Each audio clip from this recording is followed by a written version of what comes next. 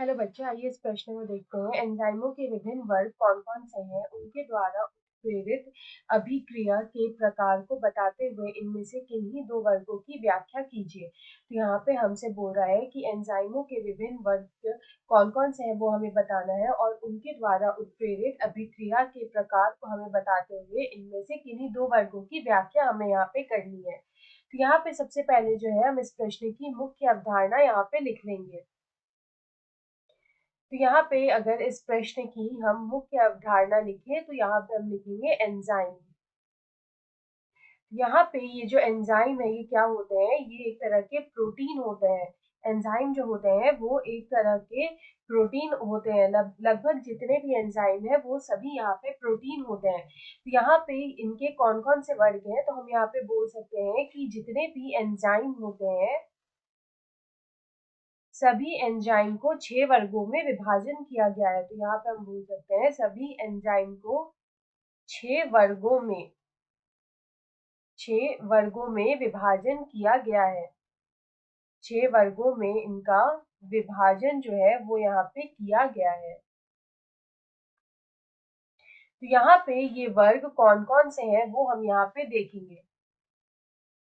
तो यहाँ पे अगर हम देखें तो जो पहला यहाँ पे आता है वो आता है ऑक्सीडो रिडक्टेजेज। तो यहाँ पे हम लिखेंगे ऑक्सीडो रिडक्टेजेस।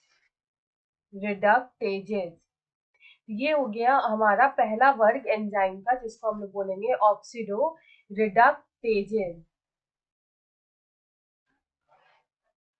अगर हम यहाँ पे बात करें ऑक्सीडो रिडक्टेजेज की तो यहाँ पे क्या देखने को मिलेगा कि जो क्रियाधारक होते हैं, जो एंजाइम के जो क्रियाधारक होते हैं उनके बीच में यहाँ पे हमें क्रियाधारकों के बीच जो है यहाँ पे हमें क्या देखने को मिलेगा? ऑक्सी अपचयन। यहाँ पे हमें क्या देखने को मिलेगा? ऑक्सी अपचयन।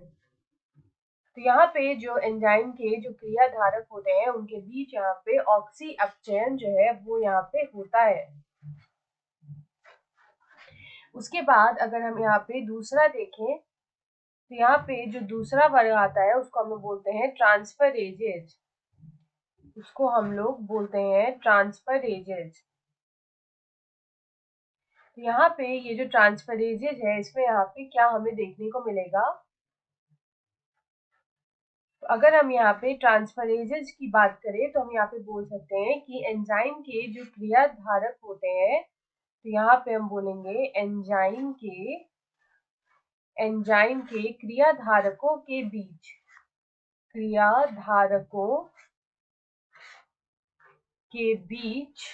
या फिर क्रियाधारकों के एक जोड़े। तो यहाँ पे ये जोड़े कौन से होते हैं? तो उसको हम लोग बोलते हैं उपचयित। उसको हम लोग बोलेंगे उपचयित, जो कि जिसको हम इस तरह से मानते हैं। और यहाँ पे जो दूसरा आता है वो आता है ऑक्सीकृत।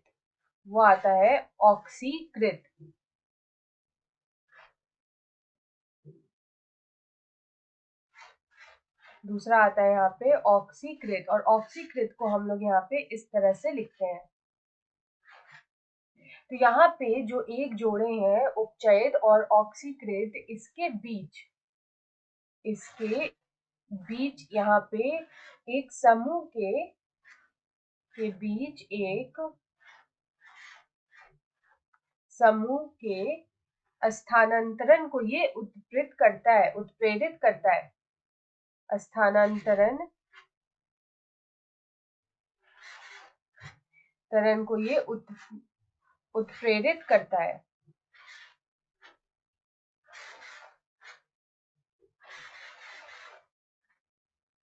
उसके बाद अगर हम यहाँ पे तीसरा देखें, यहाँ पे जो हमारा तीसरा आएगा वो आएगा हाइड्रोलेजेज।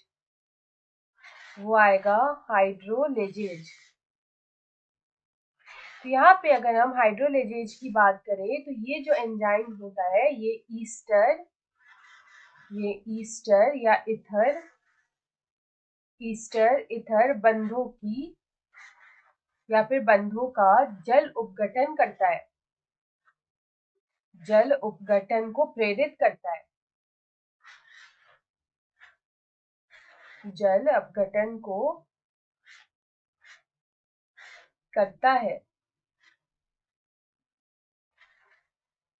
उसके बाद अगर हम यहाँ पे देखें तो जो हमारा चौथा आता है वो आता है लाइजेज। वो आता है यहाँ पे लाइजेज। तो यहाँ पे अगर हम लाइजेज की बात करें तो ये जो लाइजेज होता है यहाँ पे द्विबंधों का निर्माण होता है।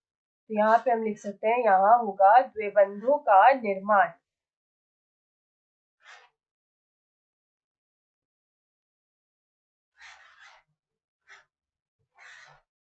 द्विबंधों का यहाँ पे निर्माण जो है वो हमें यहाँ पे देखने को मिलेगा।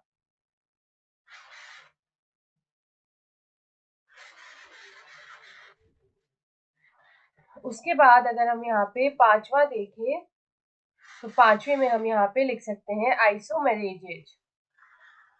के बाद आता है आइसोमेरेजेज। यहाँ पे अगर आइसोमेरेजेज की बात करें तो यहाँ पे अंतर रूपांतरण को ये उत्प्रेरित करता है। यहाँ पे हम बोल सकते हैं ये अंतर रूपांतरण को उत्प्रेरित करता है। को उत्प्रेरित ये करता है। तो जो एंजाइम होते हैं, जो प्रकाशीय, जैमितीय और यहाँ पे हम बोल सकते हैं वह समावयवों के बीच जो है ये अंतर रूपांतरण यहाँ पे करता है। उसके बाद जो आखिरी आता है वो आता है लाइगेजेज। यहाँ पे अगर हम लाइगेजेज को देखें तो यहाँ पे हम बोल सकते हैं कि जो एंजाइम के दो यौगिकों के आपस में जुड़ने को ये उत्प्रेरित करेगा। तो यहाँ पे जो लाइगेजेज होंगे वो हमारा जो हमारा एंजाइम है वो दो यौगिकों को जोड़ने का काम करेगा। तो हम यहाँ पे बोल सकते हैं वो दो यौगिकों के आपस में जुड़ने